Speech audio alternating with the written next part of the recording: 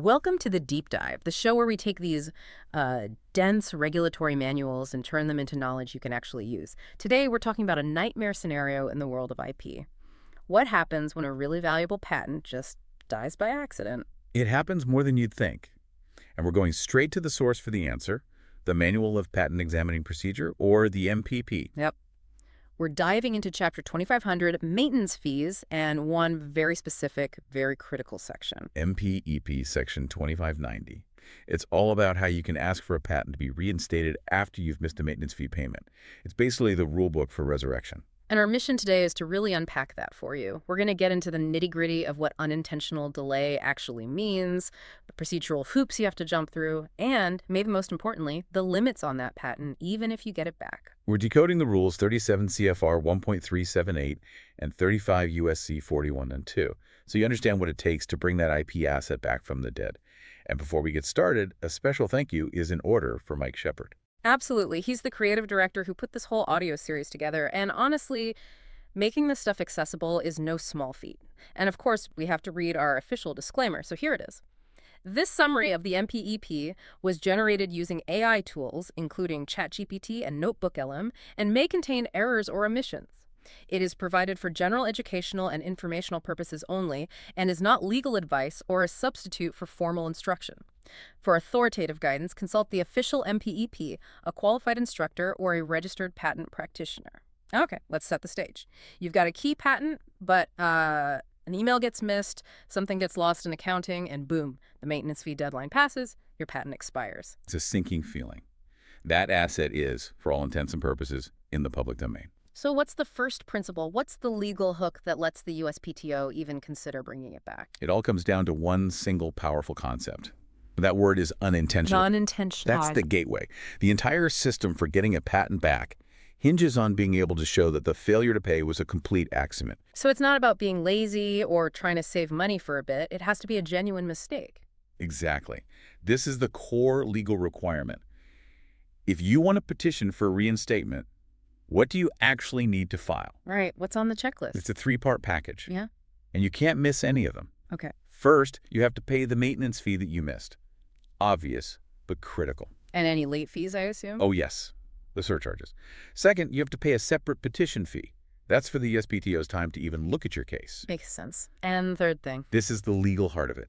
A clear signed statement that the delay was, in fact, unintentional. That sounds almost too simple, but I have a feeling the timeline changes things. It changes everything. A delay of a few months is one thing, but what about a few years? Does the USPTO just take your word for it forever? Not at all. And this is where it gets really interesting. There's a major dividing line. The 2-year threshold. It's a huge deal.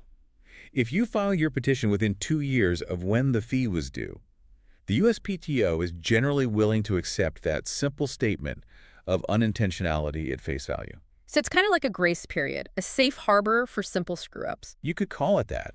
But the moment you cross that 2-year mark, the burden of proof just skyrockets. Oh, so? If it's been more than 2 years, you can't just say it was unintentional anymore.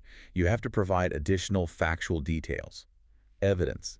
You have to prove the entire period of delay was unintentional. Wow. Okay, so not just the initial mistake, but why you didn't notice for 2, 3, 4 years. Exactly. You have to account for all that time. And this is where most people get tripped up. Give me an example of that. Where does a petition fail? Okay, here's the classic scenario. You missed the payment. That was unintentional. 6 months later, you discover the error. Right. But then you decide to wait. Maybe you're waiting for a new budget cycle, or you want to see if a competitor enters the market. You deliberately wait another 3 months before filing the petition. That 3-month wait was an intentional delay. Even though the first mistake was an accident, you intentionally delayed fixing it. The whole petition is now tainted. So the unintentionality has to be continuous, from the moment you miss the payment to the moment you file. Precisely. Any gap, any period of intentional waiting, and the petition will be denied. The USPTO does not want people using this as a cheap way to delay business decisions. That's a critical distinction. So when you're past that 2-year mark, what kind of evidence actually works? What are they looking for? They want objective proof, things you can document. Maybe your accounting firm made a verifiable error, or the person responsible for payments had a sudden severe illness or, passed away. So things outside of your normal business control. Yes. systemic failures, Mm. a server crash that wiped out your reminder system, things like that. Hmm. What they will absolutely reject are things that sound like business strategy. Like what? We weren't sure the patent was still commercially viable, Uh-huh. or we had to prioritize other expenses. That's a death sentence for a petition. Because that proves you were aware and you made a choice. It proves intent, Yeah. and that's the opposite of what you need. This is fascinating. Okay, let's shift from the legal standard to the paperwork, the procedural roadmap. And nuts and bolts. You have your evidence, your fees. Who can actually sign and send this thing in? Procedural compliance is absolutely key here. The petition has to be signed by an authorized party. Usually that's going to be a registered patent practitioner acting for the patent owner. But I'm guessing it's not always that simple. It's not, because of the America Invents Act, the AIA. The great dividing line of September 16th, 2012. How does that affect this? It really changes the chain of authority. For older pre-AIA patents, the rules for who is the official representative are a little different. For post-AIA patents, the USPTO relies much more heavily on the official assignment records. So if you bought the patent from another company, you'd better make sure that transfer is officially recorded with the USPTO. You absolutely have to.